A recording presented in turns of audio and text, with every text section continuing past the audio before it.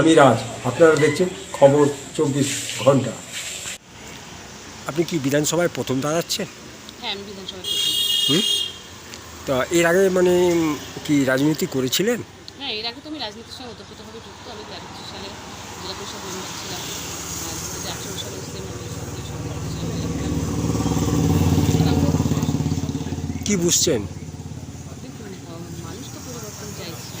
এবার বলা হলে আমি তাদের ঘরের মেয়ে, এবার তারা ডিসিশন নিয়ে নিয়েছে, আমি চাই সবার আশীর্বাদ।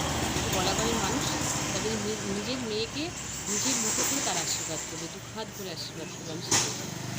34 বছর সিপিএম রাজত্ব করেছে, 15 বছর তৃণমূল রাজত্ব করছে, ঠিক আছে? কিন্তু এবারে বিজেপির যা আবহাওয়া শুনতে পাচ্ছি বঙ্গেতে, কি বলবেন?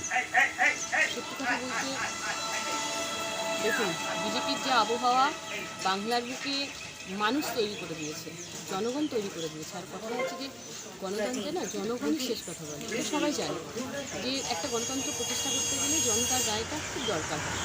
তো বাংলার বুকে মানুষ বাংলার বুকে মানুষ ল কলেজকে দেখছে, বাংলার বুকে মানুষ আপনার বগুলা দেখছে, হাসপাতাল দেখছে, কাকদ্বীপ দেখছে।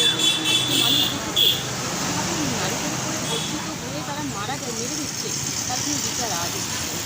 এইটার তো প্রতিবাদ বাংলার বুকে গর্জে উঠছে না।